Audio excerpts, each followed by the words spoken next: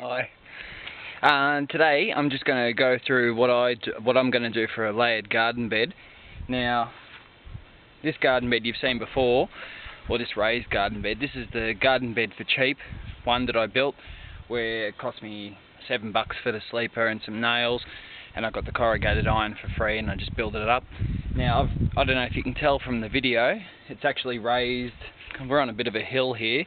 So it's probably about 75 mil off the ground at one side and probably about 200 mil on the other side. So all the corners have been bent in. So I don't know if you can see it from there, but the sides of this actually come down, bend at 90 degrees, and then they come in about another 200 mil or so. So what I've done, because there is a big gap in the middle, I've been utilising the wire that I got in the recycling, the Just Ask video, and I'm going to utilise some other stuff. I'm just going to go through what I'll do, utilising stuff that's in the garden to make, a raised garden bed. So, because of the gap, I've used some old pipe that I had lying around as an actual framework of support on the bottom, and then I've put this wire on top of that. So I don't want everything just to kind of sag down and hit the ground. I want it to actually be raised. It's going to sag a little bit through the gaps, but that's cool. So I've utilised that wire, so that's been in there. It's almost like a mattress kind of effect, like crisscrossing, give it support. Now, what I'm going to do is I've got some weed mat here. Now, I really should have put this out before I actually started doing the video. So this will let the water go through, and it'll actually keep everything inside. So what I'll do, I'll just layer this on the bottom, if I can, just like so. Alright, we'll put that across there. And then bring this over. Now, this weed mat is very fibrous, so it does let water pass through. Initially you might find that it's actually sitting on the surface, but once the water permeates it, it becomes really kind of almost like one of the wipes you get for the kitchen, and after it's wet, water just goes straight through it. So I'll just layer this on the bottom. Doesn't have to be, exact, but it's got to get all the edges, of course.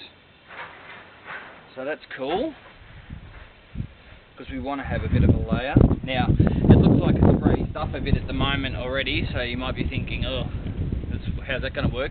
Once everything's in it, there's a fair amount of weight in there. You've probably got about half a cubic metre of product in there when this thing's full, so that'll hold it all down, so no problems there. Now all I'm going to do is layer it. Now with this garden bed, I'm going to treat it like a compost bin, so I'm going to do a no-dig garden, so just layers of different things, and I might plant stuff in this winter, like in the next couple of months.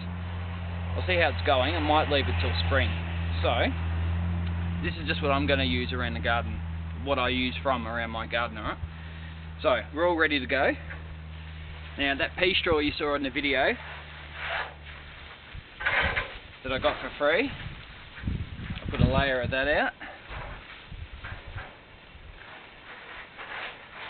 Now I'll just do like one level just to show you what I'll be doing, and then I'll fill it up over time so you're not sitting there for ages watching me fluff around. Alright. Bit more.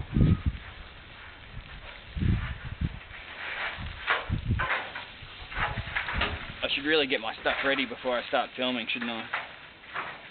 So this pea straw we got from that place where that was just used for seeding and they wanted to get rid of it. So good recycling there.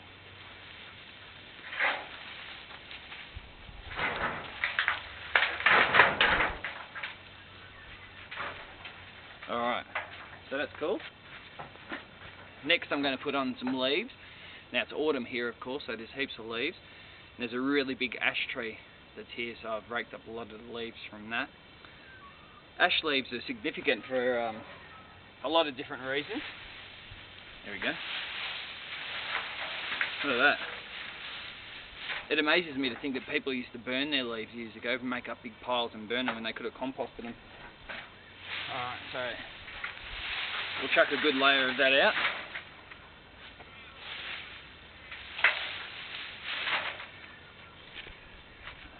This time of year, there's a lot of ash trees around my area, so they're all turning a nice burgundy colour, so I'm really quite fond of ash trees. I think in Norse mythology, the ash tree represented the world tree.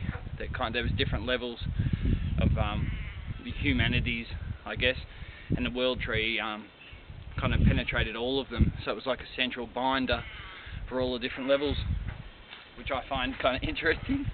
Alright, so now it may seem like a lot, but don't forget this is going to pack down. So I'll be actually doing about 4 or 5 different layers of these levels, alright?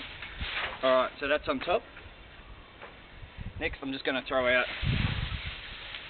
some compost from the bin. This is about a year old.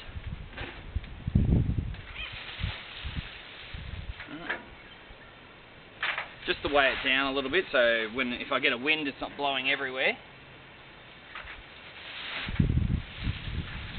You can see it's already packing down already. Alright, and that's basically it. So I'll do another layer. I'll also get I've got a big pile of manure from the sheep as well that I've collected. It's broken down a fair bit.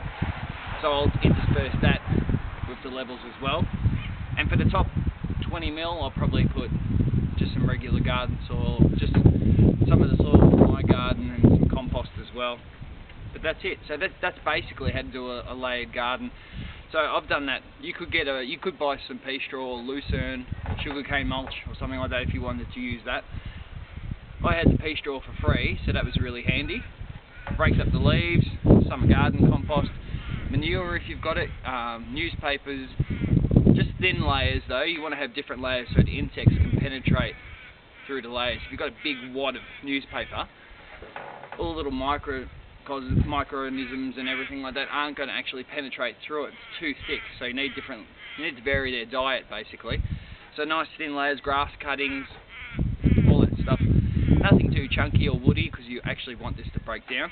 And I can turn it over like a compost heap, but I'll keep the layers fairly thin and I'll just utilise it as a no-dig garden.